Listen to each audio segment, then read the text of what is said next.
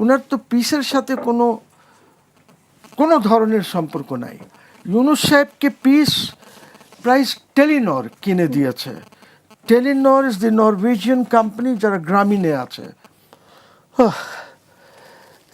আমি আর ওনার সম্বন্ধে কি বলবো? আমি তো বারবার বলে আসছি যে এই লোকের সাথে বাংলাদেশের কোনো সম্পর্ক নাই। সে বাংলাদেশের মানুষকে ভালোবাসে না, সে শুধু নিজেকে ভালোবাসে। He is a self seeking person এবং আমাদের কোনো দিন ওনার কাছে কিছু এক্সপেক্ট করা উচিত হয় নাই। উনি ওনার ফেসবুক পোস্টে টেড টার্নার, CNN এর যিনি প্রতিষ্ঠাতা ছিলেন, পরে বোধহয় বিক্রি টিক্রি করে দিয়েছেন, I am not very sure, ওনাকে উনি বিরাট একটা ইয়ে দিয়ে শোক বার্তা পাঠিয়েছেন। তো উনি এখন এই লোকটাকে, আমাদের একটা সমস্যা কি জানেন? সমস্যাটা হচ্ছে যে এই নোবেলের জন্য আমরা ওনাকে খুব বিরাট কিছু মনে করি। বুঝছি, আমাদেরকে জানতে হবে, বুঝতে হবে that Nobel peace is a political gimmick, আর কিছু না। আমি বলি, আজকে শিরিন আবাদির কেউ নাম উচ্চারণ করে না।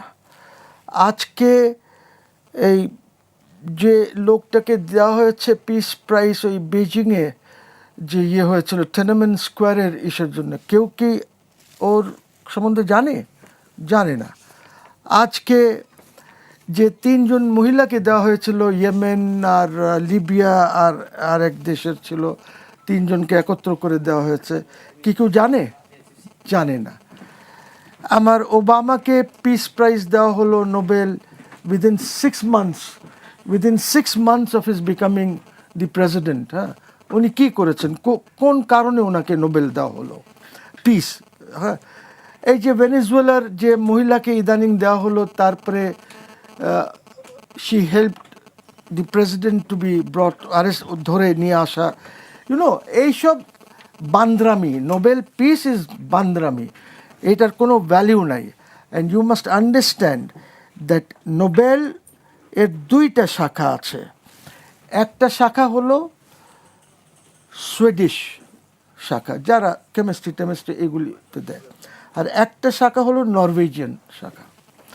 সো যদি ইউনূস সাহেব আর্ন করতেন এই পিস প্রাইজটা, তাহলে একটা কথা ছিল। ওনার তো পিসের সাথে কোনো ধরনের সম্পর্ক নাই। ইউনূস সাহেবকে পিস প্রাইজ টেলিনর কিনে দিয়েছে। Telenor is the Norwegian company যারা গ্রামীণে আছে, পার্টনার্স ইন গ্রামীণ। এইটার একটা ইউনূস সাহেব করলেন কি, যখন এটা হলো, উনি ক্যাবিনেটে ছিলেন যখন গ্রামীণ পেল।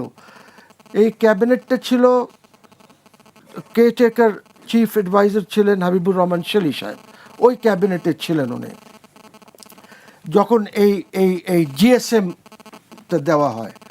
ওর আগে তো এরশাদ সাহেব জিএসএম দেননি, বাট অন্যগুলি দিয়েছেন, WLL, রুরাল টেলিকম, যেটা এগেন WLL চলে, ওয়্যারলেস লোকাল লুপ বলা হয় ওইটাকে।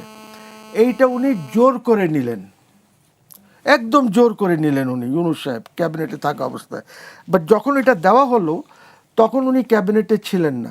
So anyway, two cut the long short, যেটা হলো যে ওইখানে চুক্তির মধ্যে ছিল যে এত দিনের পর আপনি এত% আমাকে ট্রান্সফার করবেন। কে ট্রান্সফার করবে? টেলিনর, তাদের হোল্ডিং থেকে ট্রান্সফার করবেন। ওইটা টেলিনর করে নাই। না করাতে উনি লন্ডনে তাদের সলিসিটার্সের মাধ্যমে, ইউনূসের সলিসিটার, সে একটা নোটিশ দিল, লিগ্যাল নোটিশ। ওই লিগ্যাল নোটিশটা দেওয়ার পর এই সব কাণ্ড কারখানা ঘটেছে, এবং তখন টেলিনর ওনাকে as a matter of compromise বা যাই বলেন ইয়ে করে দিয়েছে, ওনাকে কিনে দিয়েছে এইটা নোবেল।